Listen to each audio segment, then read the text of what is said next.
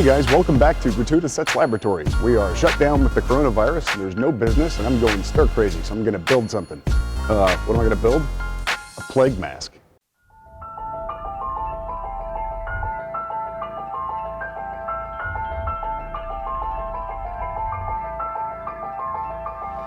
During the time of the Great Plague, doctors thought that that disease was caused by bad smells, which is why the disease malaria is called malaria. It just means bad air. So to counter this, they built these bird-like masks and then stuffed the nose of them with herbs, sweet-smelling stuff, and straw. And as a result, they sort of inadvertently created the first particle mask, the first dust mask.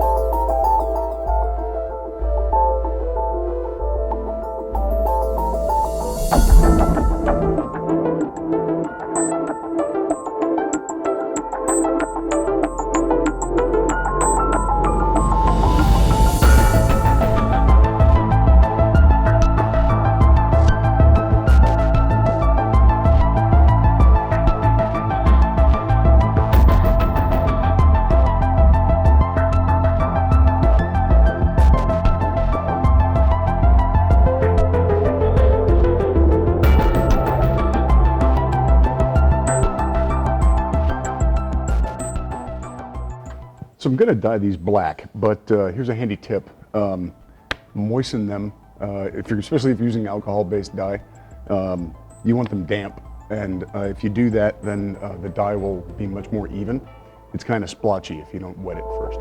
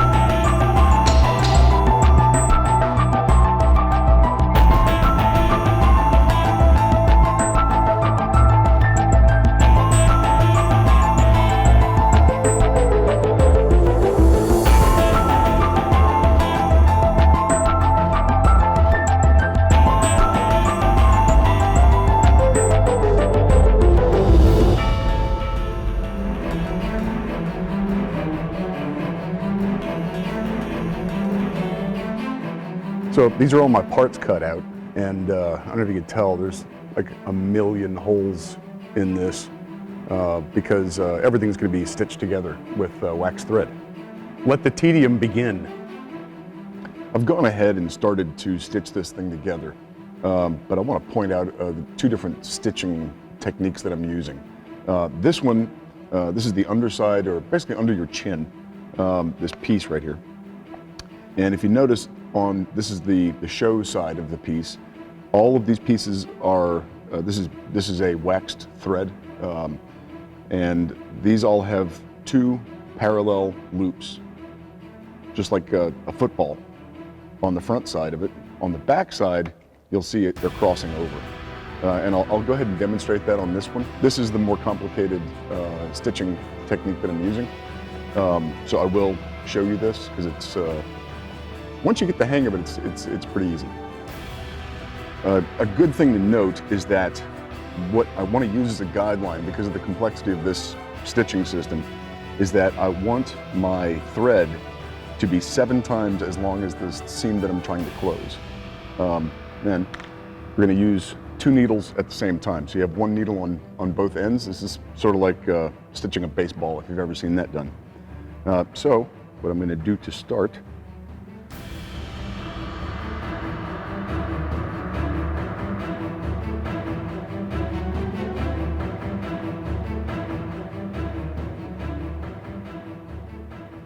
both on the bottom, and then I'm going to basically just go through twice. And this is only to start. Oh, make sure that your needles are of equal length, or your thread is of equal length on both sides.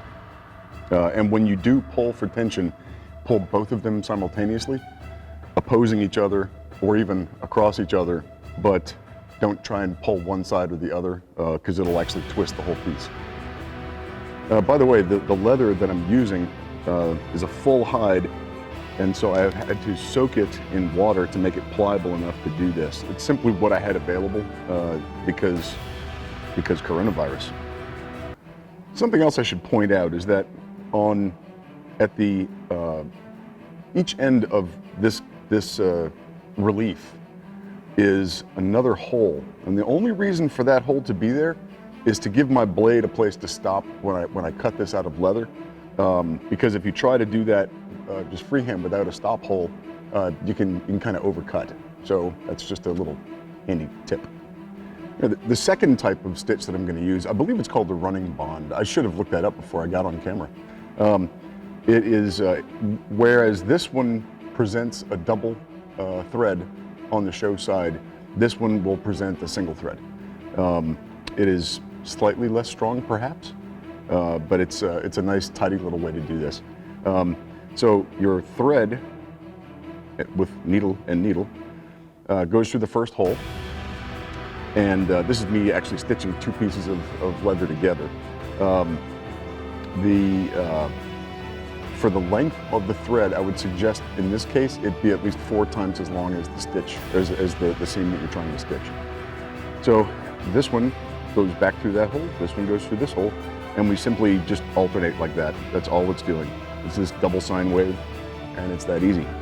It'll look a lot neater than this drawing does though.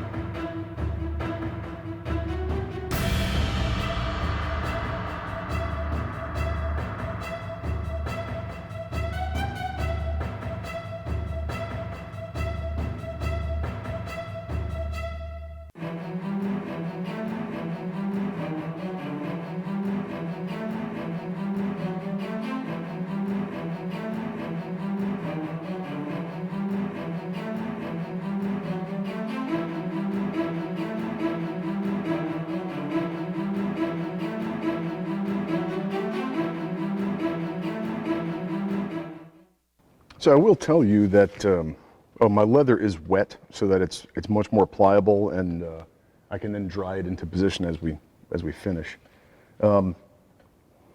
The theory of the bad smells causing disease such as chlamydia, Black Death,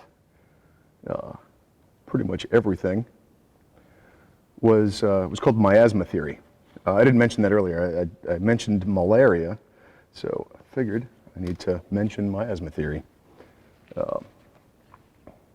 And although it was incorrect, it started sterile practice as a concept, so interesting. Again, I'm doing double crossovers on top, basically stitching it like it's a football, and then pulling equally from both sides. And you'll see water squeezing out because I am doing this wet.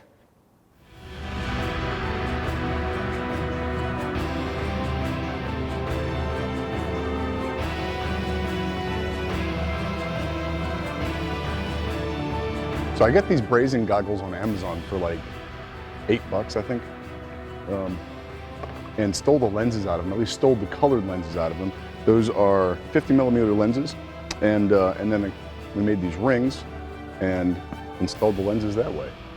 So this is just that same running bond going around the lens. So it's simple enough. So now I've got no retaining hardware.